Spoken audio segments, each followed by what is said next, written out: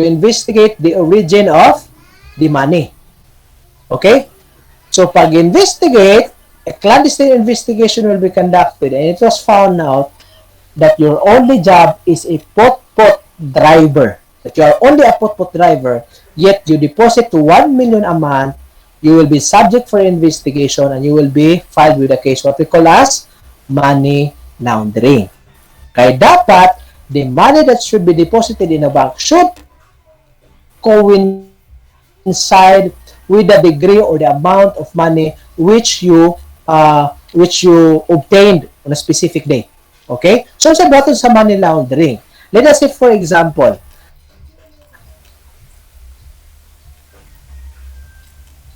ang allowed is 500,000 pesos deposit a day. Deposit into different accounts. Okay? Imong gideposit sa nakapangalang mama nimo, pangalang papa nimo,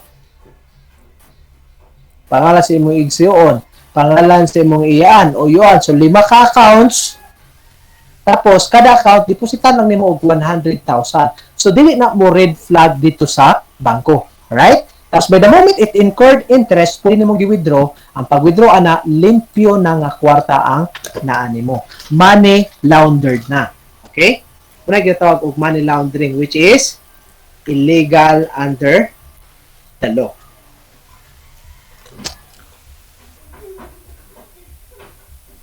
Alright, before we proceed, let us go first to, let's give time for your classmates or for the cadets to ask questions. Ganina, 14, karon 12 na lang yun. Ano natin? Sige. Questions usa ta, we'll proceed.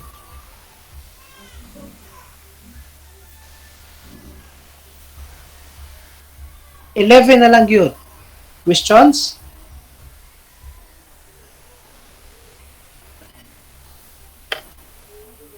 Somebody?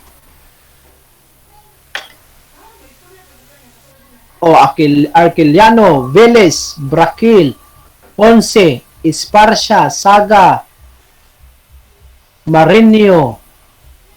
Naman is Marinho di ay. Palmares, Navales. Sige, somebody ask questions first before we proceed with the discussion.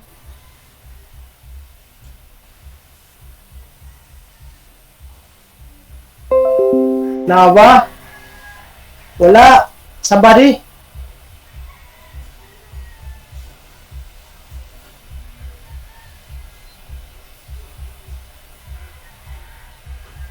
Nakutala before we proceed with the discussions? None. Wala yung pangutana. There is none. So we will proceed with the next topics. Alright, let us go now to models of policy. Hapit na tamaw man. Kamay na lang yun. So let us go now to models of policy.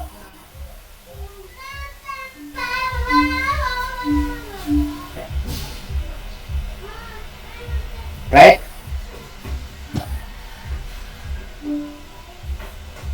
So there are only 3 models of policy. Okay?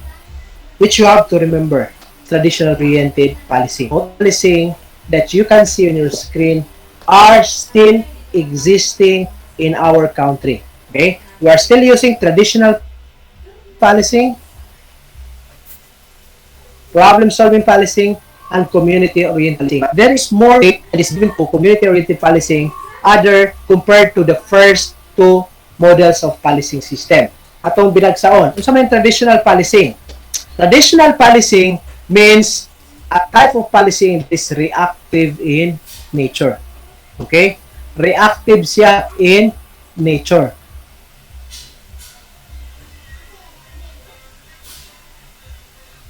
Kaya so may tabo aning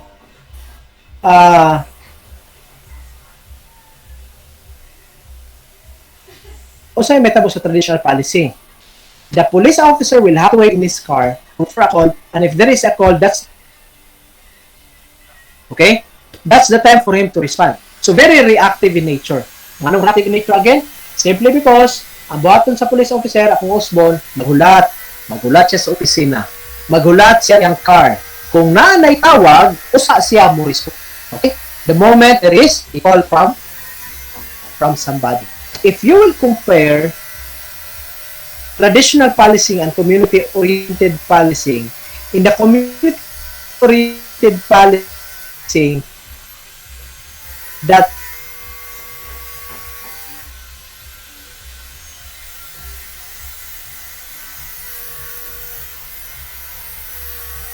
the police officer will have to be omnipresent inside the community.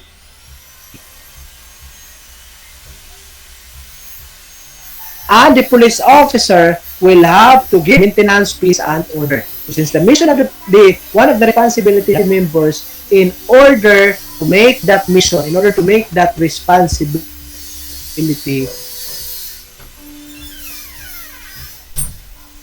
as success. So sa buhato sa community-oriented policing. Community-oriented policing is proactive. Ang traditional, reactive lang. Reakulat og tawag. Usa mo responde. Community-oriented kinahanglan magulat og tawag.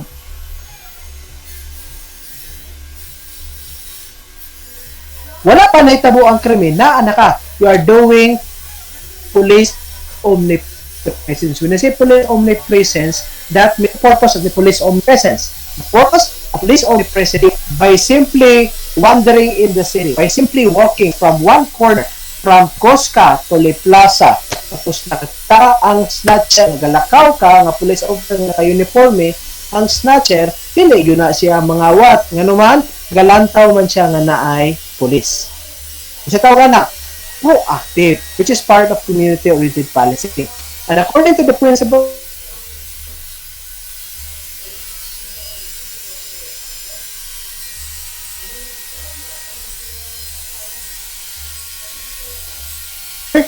the PNP is close to the community be attained. Okay? Kung suod dahil ang community, mo-collaborate mo cooperate sa investigation, o mas dahil ang pag-attain sa imong mission nga to serve and to protect or to maintain peace and order. Muna nakalahi sa traditional o sa community-oriented. Akong balikon, traditional is reactive in nature while community-oriented policing is proactive in nature. Next, problem-solving policing. Problem-solving policing, with this model, there is an emphasis on trying and prevent crime from happening. This policing has detectives watching for patterns of crimes to help understand when and how crimes are being committed. Kisa may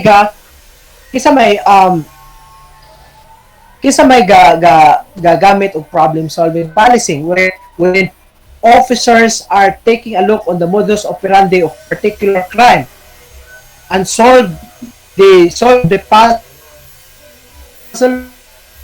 of the crime by taking a look or by analyzing the modus operandi of so many mga agencies. As a Federal Bureau of Investigation is considered as the national clearinghouse of all cases. But yet, if the crime or if a particular case is sensational in nature, the FBI could intervene, can make an independent investigation. So, nag-practice lao is problem-solving policing. Why did I say that these three types of policing are still existing? Basic ang pagtuon nato naratas community-oriented. These three models of policing system are still existing simply because if we are talking about traditional policy, naabate traditional policing naamay panahon nga manawag ang mga community members sa opisina about on a specific crime. Tapos, of course, pag dawat sa tawa, the police officer will have to respond. It's still traditional. The next one is problem solving. Naaba ang problem solving? Naa na Japan, which is usually utilized by the FBI. Community-oriented, dapat ay patrol? Naa. So these three bodies of policing system are still existing. But right now, is given more weight in the Philippine National Police is not the traditional it's not more on problem solving, but rather on the community-oriented policing, where police officers will have to make an effort to make the society gain its trust. Okay? Gain the involvement or cooperation from the community. Next, International Criminal Police Organization. By the way, guys, I hope nasabtan ni tanan, ha? I hope nasabtan tanan ang na-discuss. But anyway, if you have questions later on, please inform me. Do not be shy. Kindly tell me if you have questions. Let us go now to Interpol. Ang term niya is not international police, right? Interpol, ang tawag niya karon, or ang correct niya nga terms that would stand the abbreviation Interpol, that means International Criminal Police Organization. Okay? International Criminal Police Organization.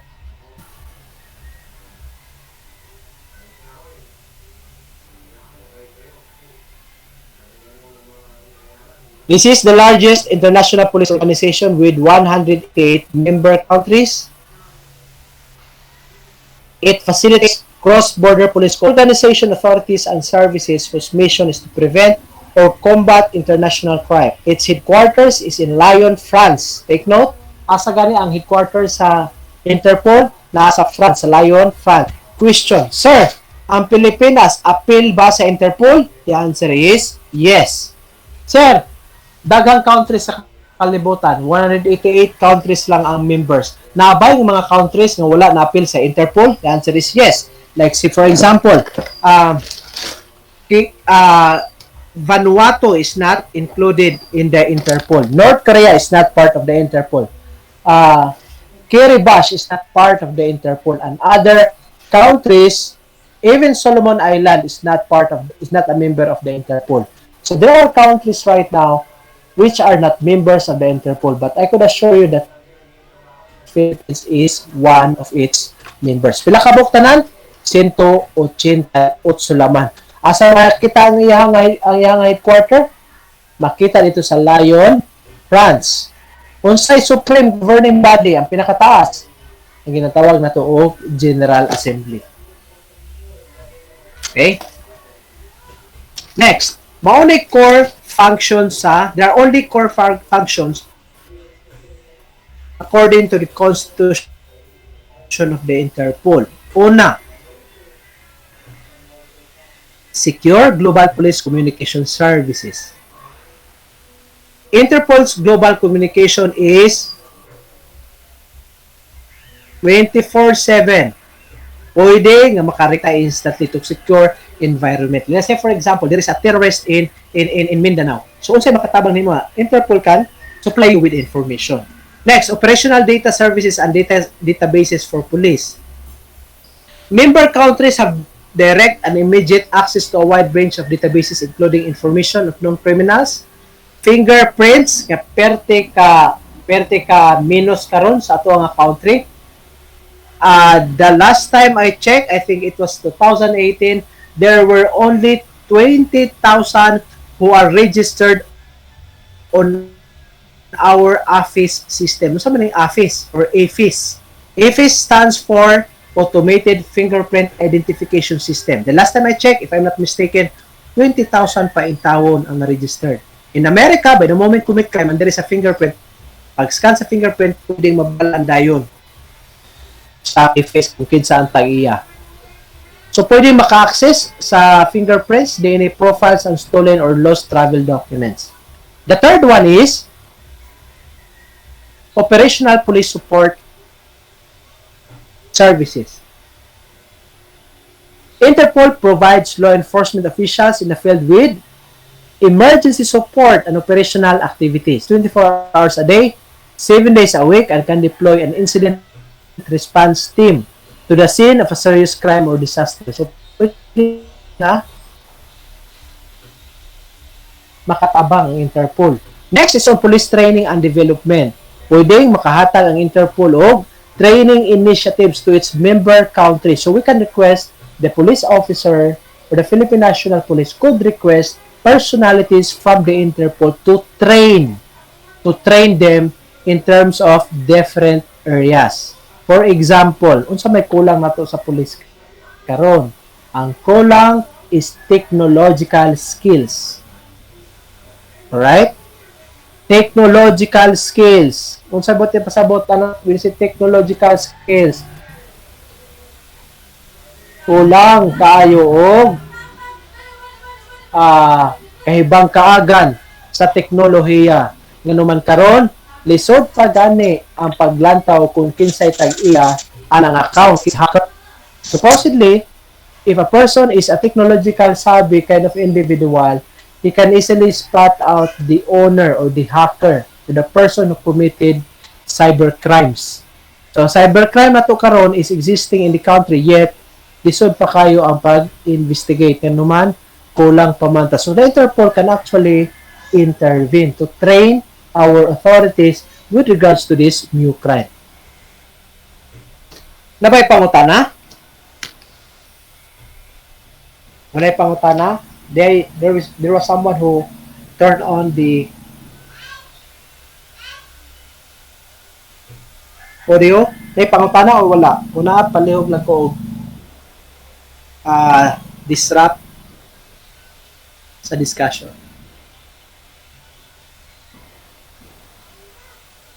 So let us go now to Interpol's structure.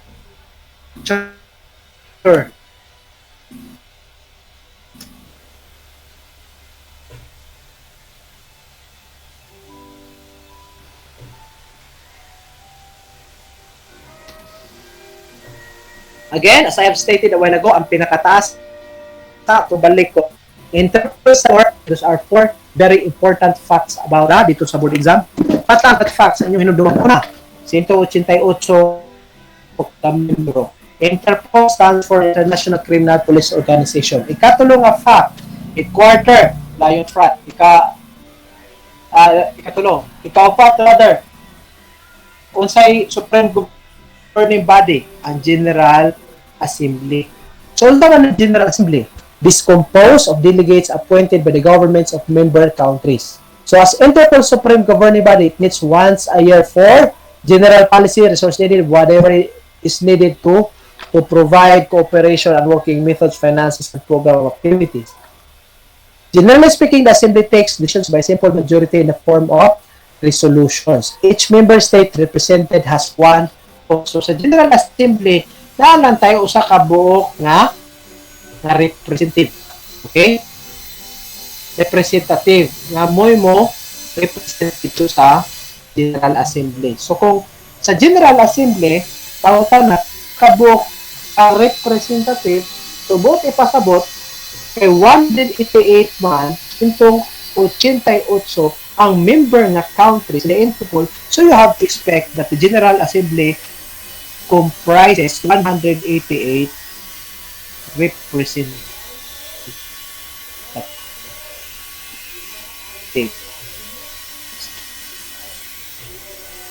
Because in one country, there is one representative. Next is, aside from the General Assembly Committee, kung sa mga Executive Committee. Executive Committee is the Interpol's select deliberative organ, which meets usually and immediately before the General Assembly. Its role is to supervise the execution of the decisions of the General Assembly, prepare the agenda for the sessions of the General Assembly, and etc. So basically, the Executive Committee is the branch of the Interpol that will take up whether the resolution or the provisions of the resolution has been or have been attained or have been executed. So siya i-execute kung unsay decision sa General Assembly. Usa ito General Assembly, ang Supreme Governing Body. Pila ka buok? 188 because in one member country na usa ka representative. So sa may composition sa Executive Committee, na siya president, na siya vice president, na siya delegates. Take note guys, ako dyan yung appeal sa review para di ni malimtan. The name Jolie R. Bogarin. Okay? Jolie R. Bogarin. Kinsa man yung tawana? The first president of Filipino. Ano sa? 1980 to 1984. Siya mo president sa executive committee sa Interpol. I hope everyone jot down this name person again. Si Jolie Bogarin, or Bogarin, a Filipino, first president of the Interpol, the first Filipino president of Interpol in the year 1982-1984. So sa nakalahi sa ako balikon, executive of General Assembly. Ang General Assembly comprises 188 representatives, while ang resolution by the General Assembly shall be carried out shall supervise for the execution of each decision by the Executive Committee. The Executive Committee comprises the Presidents, the Vice Presidents, and the Delegates. So I hope nakuha ninyo ang structure. Sunod sa Executive Committee, General Assembly ko, General Secretariat na nasa Lyon, France. So, officials from more than 80 countries work side by side in any of the organization for official languages. We have the Arabic, English, French, and Spanish. The Secretary General of the organization is appointed by the General Assembly. So there will be 188 that have to convene and make consensus as the appointment of the Secretary General. The term of office of the Secretary General is 5 years. Pero there is a chance for re-election that would depend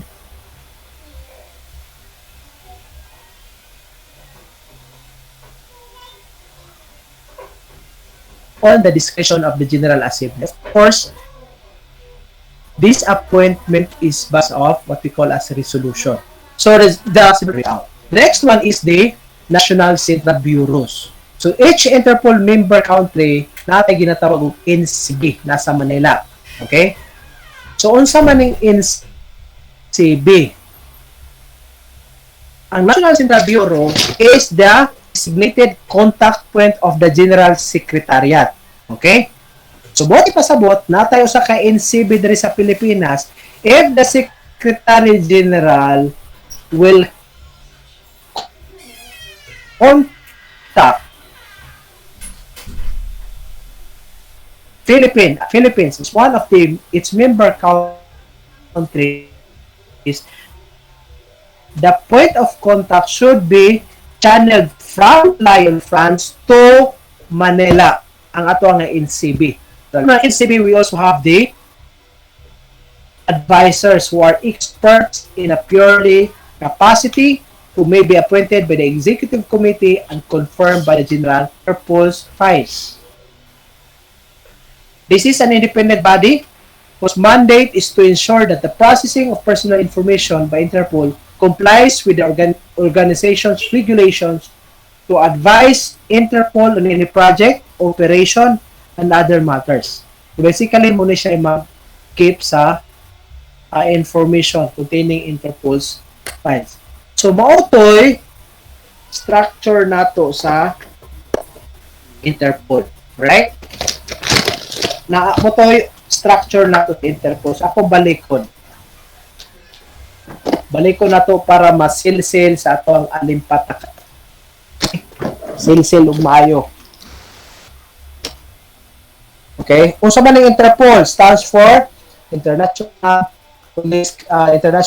Police Criminal Organization.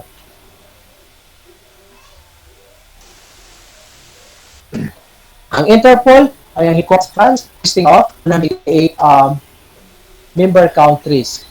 Ang governing body is the General Assembly, followed by the Executive Committee, by the General Secretariat. A General Secretariat will have to convene or the National Central Bureaus. Ang Interpol also have the advisors, the experts, and the one who keep information or who will keep Interpol files is no other than the Commission for the Control of Interpol Files, or the CCF.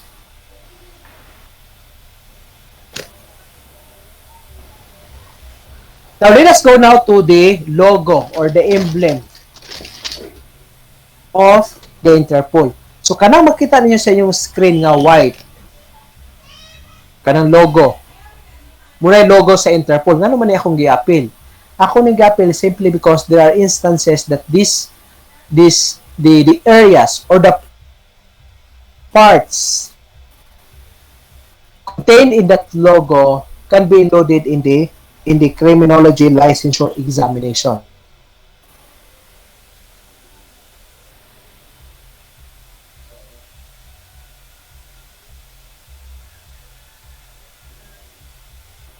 So, unsa man ang na-address sa emblem or sa logo sa Interpol. Globe represents ako nga activities, worldwide nga activities sa Interpol. Meaning, ang Interpol is operating internationally. Okay? Muna na ang globe. Ang olive branches ngayon mo makita dire nga dapit, right? Sa right side o sa left side, mga olive branches ni.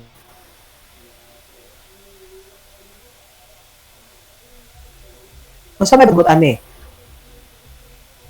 olive branches usually signifies peace. Whatever logo it is, basta branches or kaning mga leaf, kaning mga leaves, inyo makita, signifies peace. In this case,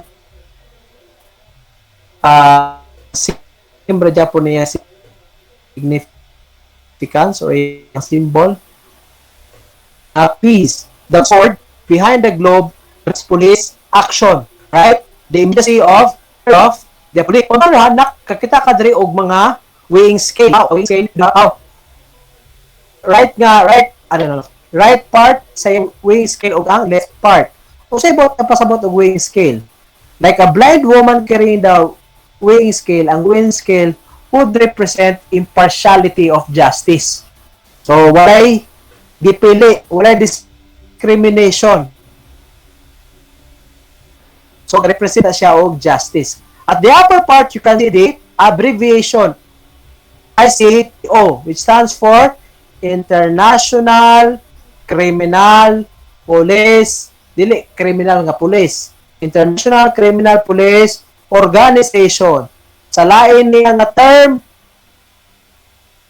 OIPC stands for Organization Internationale de Police Criminale. Pareha ra Japon. Translate na siya lain nga language. Okay? So, muna ibot ipasabot og logo. Palihog ko og acquaint yourselves with the meanings of the symbols that are found in the logo of the Interpol. So, this is what we call as the NCB. This is the NCB that I mentioned a while ago. Diba? As I mentioned a while ago, the NCB is located in Manila. Okay? Sa Manila, makita ang atong NCB. Ang NCB is the point where the General Secretariat will contact. Okay? So, the first stop of the communication will be the NCB. And the person who will initiate the communication is no other than the General Secretarial, because the General Secretarial or the Secretary General is the person or the officer that will ensure the operations of the Interpol. So, kasi kontak ko niya, NCB. Asa makita ang NCB? Manila. Kinsa ang composition sa NCB? Kanang makita niyo sa screen, mao nay NCB.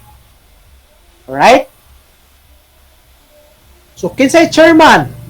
Dili na tong Director General, kaya wala naman tay karaan nga rank. So, ang tawag natin is Police General na. Okay?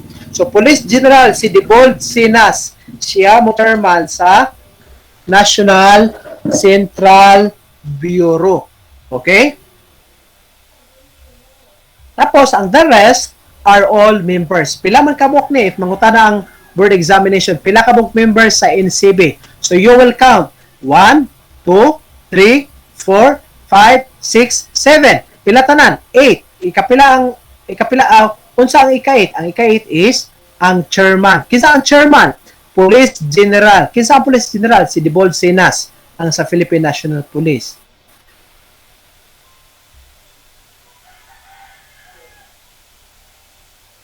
Ang sa Bureau of Investigation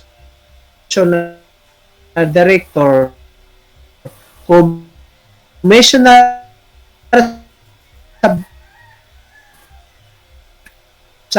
sa Bureau of Customs, Commissioner sa BIR, Commissioner sa BI, Governor sa Bangko Sentral ng Pilipinas, o members. Ang chairman again is no other than the Police General or the Philippine National Police Chief. Pilatanan ang members, 7 kabuo. Ikapila ang chairman, 8. So pilatanan ang members pilatanan ang na-involved sa National Central Bureau. Ang na-involved, there are only 8. 1 is the chairman, the 7 is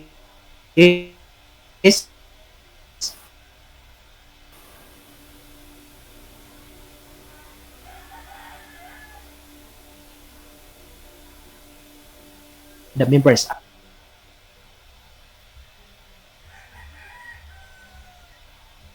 Asa ang members again? Central ng Pilipinas, Dangerous Board. Bason po lamang ni og na sales portion.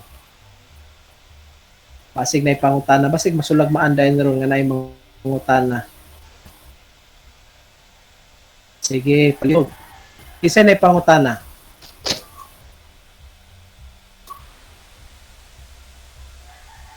Duda na jud ko ani ba kay kaning uban si Cadet Ilona Rajod moy ga open sa camera. Kung wala na gani. Kung unsa na siguro ni. Ako chikon ha. Okay, nara si Cadet Saga. Cadet Saga, ninyo James, wala. Yung nara sir.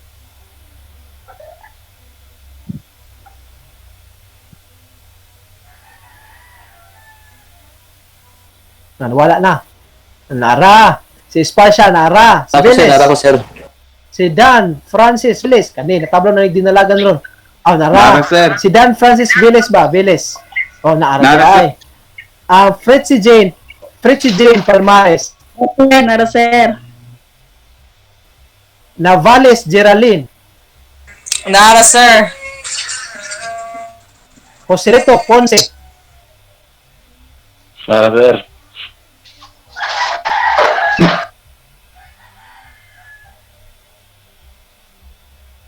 Joan Braquil. Sir, yes, sir. Wala na natulog na si Joan. Nara ko, sir. Wala. Laki ni bay. Is Joan a male or male, female? Or nakamit lang account? Cadet? Sir. Arqueliano Gismark. Nara, sir. Stephen Ilnar. Sir. Ilnar. Nara, sir. Nara, salamat sa Ginoo. Abi na ako nangatulog na mo. Ay mo pangatulog. Wala, sir. Abi mo pangatulog ha. Kung manay mo yung notes diha, well gatagay ka bro, well gatagay mo sa emperador, ano man ang pudbog notes. Lami man ang review sagol-sagolan o binuang ba? Para at least pag kahuman sa review, na kay malantaw balik oy mo banday ni kabahin. Masulagmaan day, di ba? In the board examination, masulagmaan nga the emblem of the Interpol will come out. So who knows? Paggawa sa board examination, ikaw mo yung naka-answer lang. Because you are jotting down notes. Diba?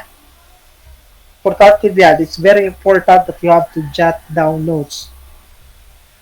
Because when I took the board examination way back 2010, I did not take when I graduated from the university, I did not take the board examination at the first instance, considering that I was thinking that I was not ready during that time. So what I did was I worked in Bacolod for 10 months, and then after my after duty at 7 o'clock in the evening, what I did was take a look on the pile of photocopies that I have, then nasulagmaan raman po nga ako mga notes ng gawas. So, I passed the criminology licensure examination. So, that's one of the review was one of the biggest contribution. What I did was, I did not enroll in a review center, but I just have my self-review. So, kamo, naman na ninyo basa-basa. Kaya pag abot sa board examination, wala kabalo nga, this time, ang mo top 1 is from Tosca. Ha? Nakabalo. Mo top 1 dahil ang Tosca. Sus, you will be giving glory. You'll be giving glory to your institution. And you will be known in Negros Oriental. Diba? So, you do not just, you do not just strive for your own glory, but you strive for the institution's glory. Because after all, the result in the board examination to the institution. Diba? Importante. Na ba kay doan mo na pangalan nimo Brakel. Brax. Mo jud ngalan nimo ja Brax. Brakel. Joan jud. Wala na. Bayo na siya, sir. Sige, are there questions? Abay, nakim lagi tingog. Ilan guro itong Joan ni tingog? Ha? Inaanap ko yung sir. So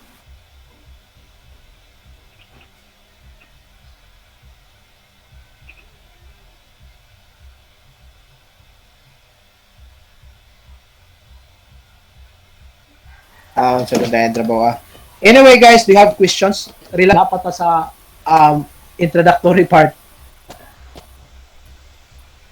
I think we are bound to stop at 5 o'clock in the afternoon. But anyway, are there questions so that we can proceed if there are none? No, sir. Ay pangutana o wala? Wala ra. Isa ganito ginatawag og father of modern policing. O mangutana ko para unsalan eh. Ako natawag ko nakapaminaw ba jud? Kisa ganito father of modern policing? Ha? Ang answer is Robert Peel. very good. Si Robert Peel di ay. Pili ba? Si Ilona Moy tuon kaya naman wa pa na discuss actually pero answer na mayo jud kayo. Diba? Sabi ba nang kuha na ninyo taan. Anyway, let us proceed to IACP. I-disrupt ko ha pag naiwala na sabtan. By the way guys, kung ako'y pangutana, as long as it is related to the criminology program, please ask me. I will provide you answers. Alright, let's go now to the IACP or the International Association of the Chief of Police. So this was founded in Chicago in 1893. This is an organization that mainly involved all chief of police in a particular member country. We also have the European Police or the Europol, which is the law enforcement agency that handles criminal intelligence in Europe. Okay? So, what happened? Europe.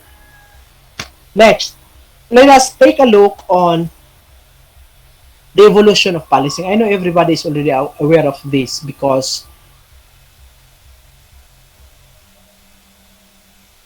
this topic kept on repeating, not first main subject, but I just want to make a brief review on policing.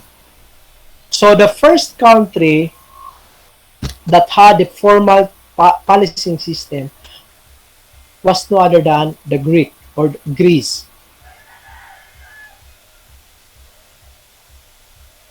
So the Greeks are the people who have the formal system of policing. Tanin nyo na sa inyo na Greece. Ang TAN or TUN refers to town. That is the forerunner of the word town. Town refers to small villages. Now, a long time ago, if you can still remember in your review, the town was divided into 10 family units. Ang tawag na is titings. from the word tight. Kung makadugog mo og tight gani, di ba, in Malakay, in the Bible, in Malakay chapter 3 verse 10, it talks about the giving of the tithes. Kung tithes gani ang iskutan, ikapulo. Ay siya nagkalimte, kumingon ang inyong priest, kumingon ang pare, ihatag ninyo ang inyong ikapulo or ang tithes. But if pastor, in 100 pesos, you will be giving 30. So if in case there are 300 families, you have to expect that there will be 30 part of the tithings. Katong tithings, anong takabog pamilya, mo to sila responsable in the maintenance of peace and order. Kay 300 man na buo. Tithing man, the elected head of the tithing, one who maintain the peace of the group. Okay? So basically, ang tithing man is the chairman, the president, the leader of the tithings. O sa ganyan tithings, 10 family units. Sheriff. Ang sheriff is the forerunner of the word sheriff. Unsa man ang sheriff? If we will apply the word sheriff in English, do we have sheriff in our country? The answer is yes. Asa na to makita atong sheriff in our country? Ang sheriff na to are considered as court police. So meaning, sila mo'y agents sa court. Kung mato kag korte, in regional trial court, you can find sheriff. Ang forerunner to the word na sheriff is sheriff. On the other hand, stellar or constable is the forerunner of the word constable. Diba? As what we discussed in police organization, we started with Philippine Constabulary before ang PNP. Next, Anglo-Saxon period. This is the term used to designate the Germanic tribes who invaded and settled the south and east of Great Britain in the 5th century. Anglo-Saxon King Alfred the Great established the most important development in law enforcement system for the period. He formulated new legal codes which specify the penalties to be leveled for a particular offense. So basically, what you have to remember in the Anglo-Saxon period, this is the period wherein there is a more developed law enforcement system. Okay? Sa Anglo-Saxon period. It was also in this period where crimes were clearly defined and were given appropriate penalty. Okay? Next. Oath of compurgation. The compurgator system allowed other people, preferably of high social position, to swear that the accused is an honest person. This is known today as character witness. Take note of this one, compurgation. Okay? Lahi ang character witness o what we call as release of recognizance. So when we say release of recognizance, the prisoner will be released within the responsibility of a concerned citizen of the community. For example, mingon ang korte nga, okay, release of recognizance na ka, ang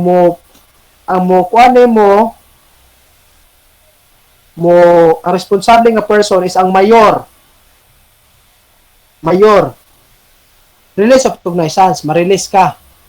Ang character witness is simply a witness or a person that will attest your good behavior. Katong mo witness nga kung sa kabuutan sa society. Okay?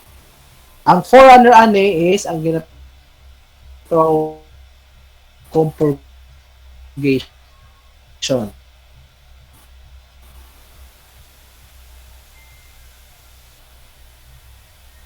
Next, trial by ordeal. This is the topic that came out in the correction subject. So, trial by ordeal is a type in of a guilty of a person, and it follows the principle that the innocent is protected by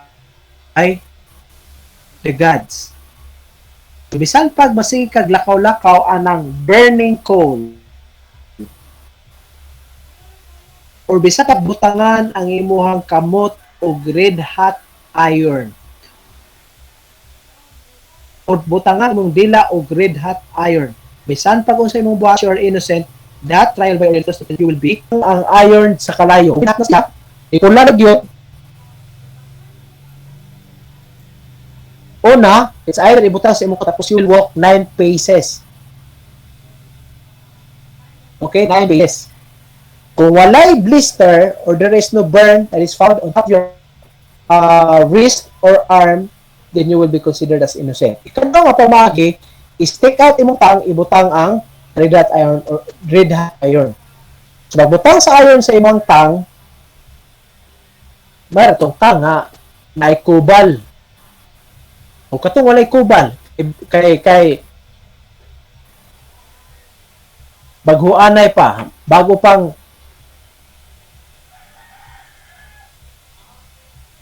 undergo puberty.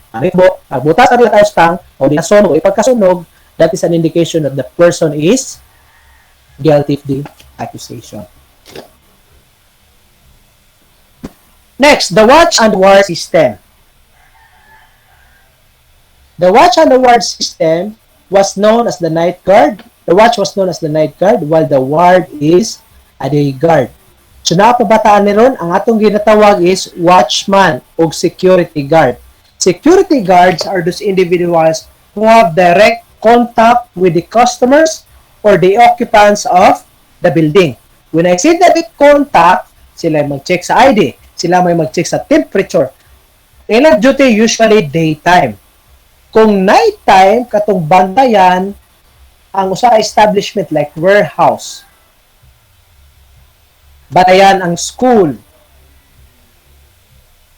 during nighttime. Bantayan ang usa establishment during nighttime. Ang tawag is watchman, dili security guard. Watchman ang tawag.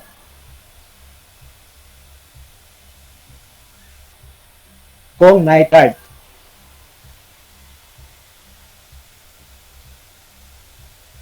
So, long time ago, ang watch is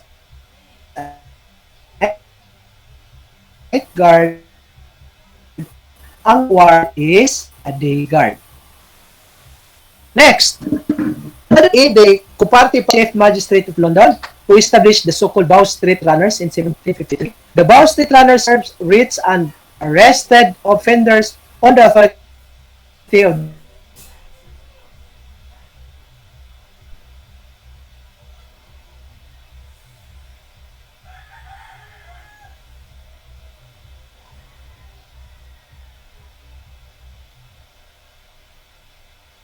the magistrates traveling nationwide to apprehend the offender. So, and the person who, but he was known to be extraordinary, considering that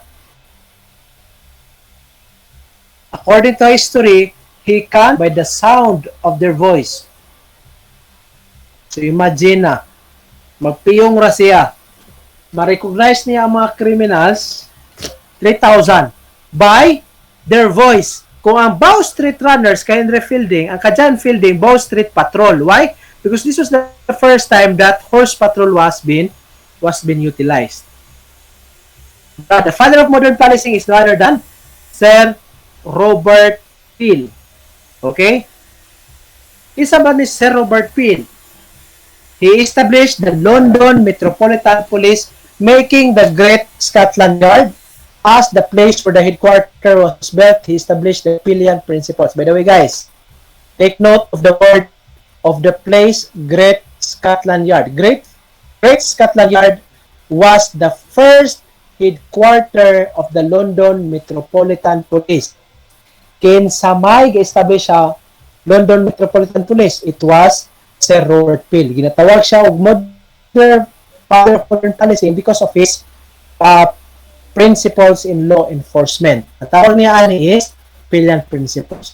But the story behind was, the first time Sir Robert Peel proposed a law on the creation of the London Metropolitan Police, it was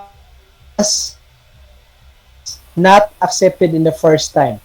Take note of that. Una niya sa laod para mag-establish sa police system sa London, it was not approved, abolished. Until such a time nga iyang gibalik og pasa. And at that time, na-aprobahan and it paved way for the London Metropolitan Police to be established. Ang unang opisina, Great Scotland Yard. So, Great Scotland Yard mo yung dapat tinumduman. Ang tawag na karon is Scotland. Tawag niya is Father of Modern Policing. Who and system of apprehending a criminal whereby the complainant goes to the middle of the street and shouts to call all males to assemble. The victim reports his complaint to the assembly and gives the whereabouts of the perpetrator. All male residents would then proceed to locate and apprehend the culprit. When apprehended, trial is conducted, giving the culprit a chance to defend himself. Who and cry is what is the initiative of Henry Fielding. Okay? Si Henry Fielding established the so-called who and cry. When you say who and cry, if you are the complainant and the person does damage to you, whether it is whether the crime is theft or robbery or whatever crime it is, murder, homicide, whatever crime, the complainant will have to go to the middle of the street and shout. The shouting or the cry will call the attention of all males to assemble. So pag abot sa ito nga, pag singgit, ma-assemble ata ng males, tanan nga lalaki, tapos ang complainant, musugilon siya kung sa'yo naitabo. Tapos katong mga lalaki, tabangan nila glanatong kriminal. Munay, who and cry. Okay? Munay principle or story behind who and cry. Next. So, let us go now to historical background of our policing. Now, let us go now to the police system in the world. This is the last topic, guys. This is now the last topic under the comparative policing system. So, hapit na tamahuman. I have to say that there are a lot of countries in the world, right? There are so many countries in the world. So, if I will enumerate them one by one, according to the name of their policing system, maabtan tag simana. So, what I did was take a look on the most prominent countries in the world as far as police system is concerned, and then take a look on the name of the police agency and the ranking officer. So daghan pa kayo actually, narasa ko ang compilation, pero wala lang nako filter kay it's very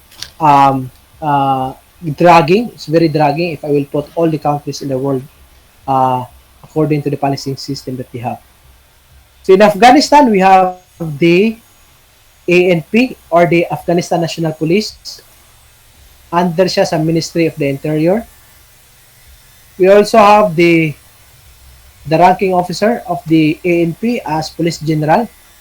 And the lowest ranking officer is the Second Patrolman. In Bangladesh, we have the Bangladesh Police. Under siya sa Ministry of Home Affairs. Ang highest ranking officer is Inspector General of Police, while ang lowest ranking officer is Constable. By the way, guys, last time, gamay ra kayo ang nigawas ani, ha? Wala guni nagawas tanan. Ang nigawas, as far as I can remember, is katong Kuban. Kuban o Gendarmerie sa France. Kato lang mo yung nigawas. So, I would prohibit you from memorizing the highest ranking, lowest ranking, but if in case, you still have the spare time to acquaint yourself with the system of ranking in these different countries, then so be it. That would be advantageous on your part. But I would recommend that you do not memorize all of this. As to the Myanmar, we have the Myanmar Police Force under the Ministry of Home Affairs. Ang highest ranking officer is the Police Major General, while the lowest ranking officer is the private. In Cambodia, we have the Cambodian Police Officer under the Ministry of Internal Affairs. Ang highest ranking officer is the Brigadier General, while the lowest ranking officer is the Officer Cadet. In China, ang China nga mo'y nangilog og territory sa Pilipinas. Ang ila is People's Armed Police Force under the Ministry of Public Security. The highest ranking officer is Commissioner General, while the lowest ranking officer is Constable second class. In Hong Kong, tawag nila is Hong Kong Police Force. Under the operations and support, the highest ranking officer is the Commissioner of Police. The lowest ranking officer on the other hand is the Constable. In India, natay ginatawag Indian Police Service under the Ministry of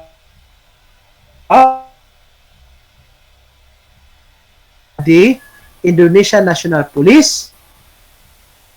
Under the Ministry of Internal Affairs, the highest ranking officer is Police General, while the lowest ranking officer is the Second Bayangkar.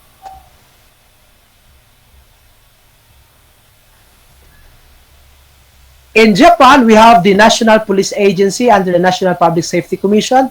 The highest ranking officer is the Commissioner General, while the lowest ranking officer is the police officer.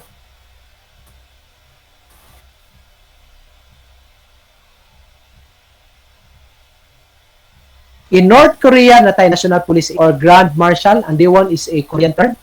Ang lowest ranking officer is Chonsa, a private in English. So, tunad ang agency or the KNPA under the Ministry of Government, Administration, and Home Affairs. The highest ranking officer is the Commissioner General, while the lowest ranking officer is the police officer. So, lastly, I would like to introduce to you the countries with less or no crime. Okay? There are only 4 leading countries in the world which have less, if not, which has no crime, if not less criminality. Ang gauna in the whole world is Switzerland. Well, the second one is Japan. The third one is Ireland, and the fourth one is Egypt. Wala jud nabutang ang Pilipinas as the country having the least crime. Wala ta nabutang because taking a look on our criminal justice system, I have to be honest with you, in the whole world we are second.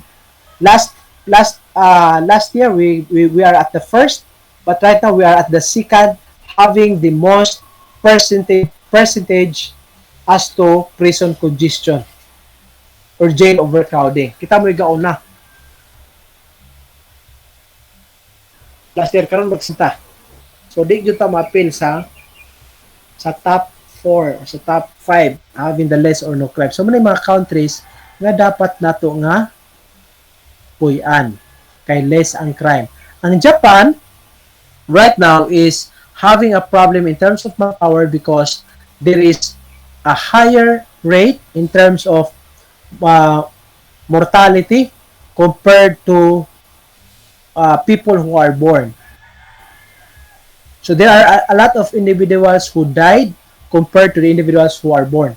So mas dagan ang namatay compared sa gipanganak. So munay giproblemahan karon sa Japan in terms of manpower. So those are the topics under comparative policy system. I will be sharing my slide to Dean Marini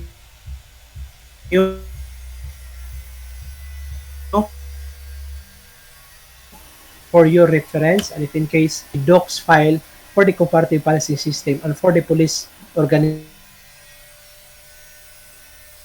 administration, please you can send me private message through Facebook or Messenger or even email, and I will provide you with one. Thank you so much for listening. And right now, we will go to the question and answer portion again. Bisag na alay mangutana.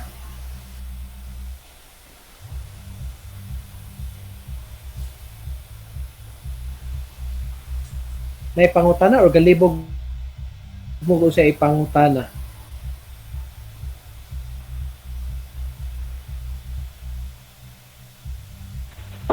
Again, nga nung kinahanta mo. Yes, we have Sparsha. Sir, katong Yes, money laundering, sir, allowed to sa contest, inland? Katong money Lain-lain laundering, sa- sir, ano to, sir? Ang money laundering, Sa very inland to, good. sir? Ireland. Ang money laundering Sa does inland? not include No, ang money laundering does not include a specific country. Okay? It is not exclusive on a specific country only. Money laundering is prevalent not just in one country but maybe to some other countries. When we say money laundering, from the word launder, kung may kag-laundering in Cebuano, that means laban nimo. What is the purpose of laba? What is the purpose of laundering? The purpose of laundering is to clean the money. Anong kinahanglan i-clean ang money? Simply because the money is considered as a dirty money. Anong dirty money? Because it is money that is taken from illegal means. So, unsa man ang money laundering? Money laundering means you conceal the money and you pretend that that money comes from a legal source. Okay? Unsaon man pag-conceal, unsaon man yung pagtago, pag-pretend na kani nga money is from a legal source, pananlitan. Imong trabaho, butang ta, driver ra o putput, right? Kung ma-driver kag putput, butang ta, driver pedicab, pila ra may income sa driver pedicab? Butang ta, maximum 500 a day. Pero natingala, ang bangko, kay nga naman, instead nga 500, considering the 500 amount of money you obtain as being a tricycle driver, naunsa man pagkaunsa nga kada adlaw, ga-deposit mo kag 600,000, 700,000, 100,000, 50,000. Unya mo trabaho, pedicab driver wala po kay anak nga naay trabaho. Wa po laing gasuporta nimo. So may purpose ana. So perhaps authorities can take a look, and by taking a look, the origin of the money can be disclosed. So maybe ni deposit ka ni nga amount kay nga naman gikan da ito sa pag-sell nimo og methamphetamine hydrochloride o shabu. Dako man kag income, kapag baligya og shabu, imong buhaton, imong i-conceal ang money sa bangko. Dito nimo sa bangko. Pero saan man nimo pag-conceal ang money nimo sa bangko? For example, you have 1 million pesos. Para dili mabalaan nga ang 1 million pesos comes from your illegal means of activities, what you do is you create different accounts. Let us say you created,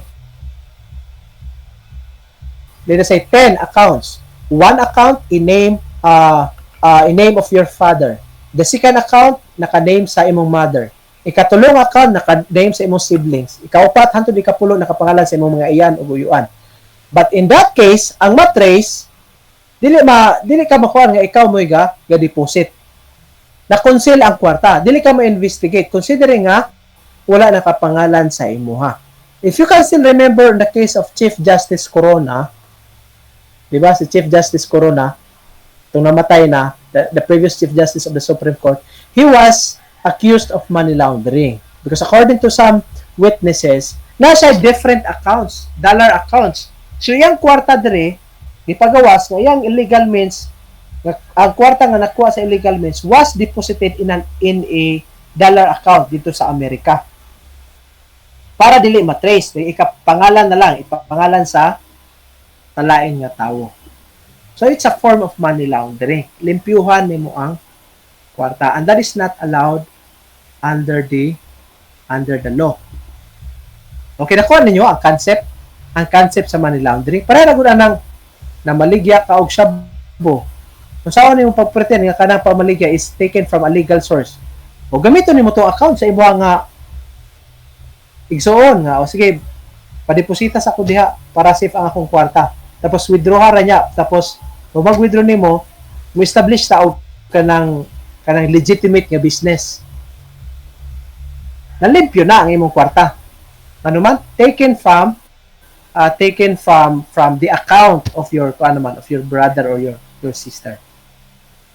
So that's what we call as money laundering. And money laundering is not allowed under the law. That is why right now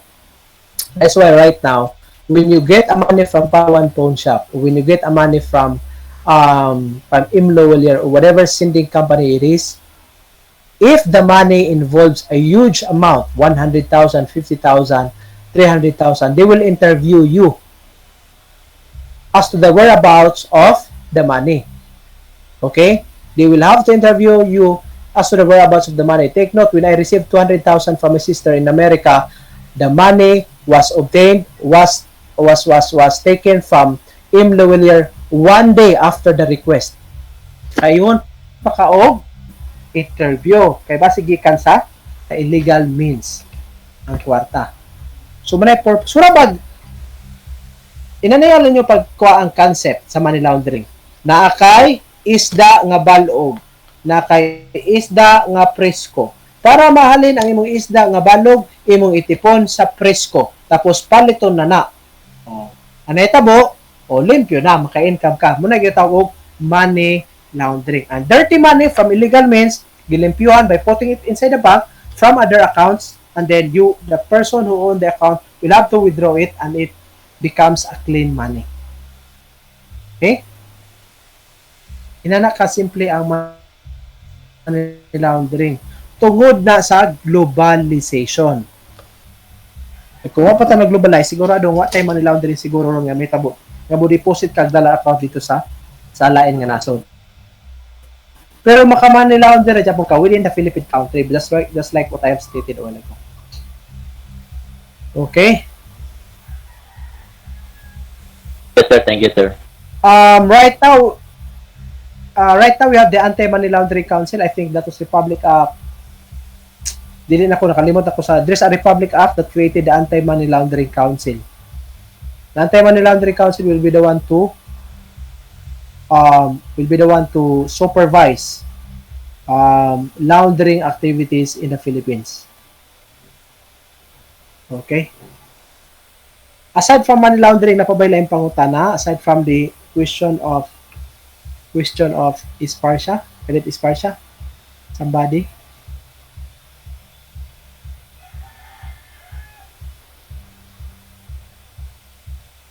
Ayaw lang jud ninyo memorize ang tanan nga kuan, ang tanan nga basi niya mag-memorize mo. Una ninyong memorize on Philippines, sunod Japan, Indonesia, hantud diabot ka sa Afghanistan, Egypt ug sa panglaing klase nga country sa tibuok kalibutan. Nya ni gawas us kabuk trade ay mahitabo ato lang mga famous nga mga countries like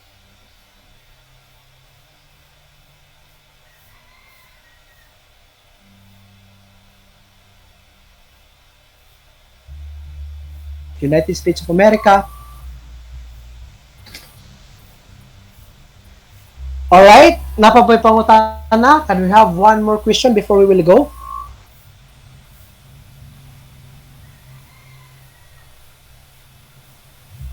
Somebody.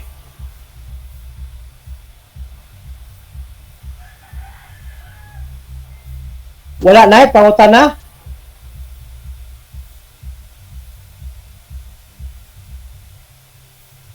Guys, if leave a message through Messenger or through email so that I could provide you with answers. And note also that whatever question it is, as long as it is related to the criminology courses, when I say courses, I'm referring to criminology subjects. Even though it is intro to crime, correction, whatever it is, as long as it is a major subject in criminology, please, if it is a question, please send it to me and we'll provide answers. Especially if there are contradictory statements from current and previous instructors as to the explanation of a particular area. All right? Thank you so much for attending. I want you to stay attuned with studying. Hook yourself with the books and the reading materials related to the criminology, so that when you take the board examination, it will become easy for you. And please, my suggestion is make studying as fun, because once you enjoy studying, work becomes a play. Studying becomes a play, and once it becomes a play, there is a bigger advantage on your part to succeed in the criminology licensure examinations. Stay safe. Stay safe. Before you study, you pray. After you study, you pray. Before you wake up, you study. Before you sleep, you study. Thank you so much for attending. God bless everyone. God bless. Stay safe. Thank you, sir. Bye-bye. Thank you, sir. Thank you.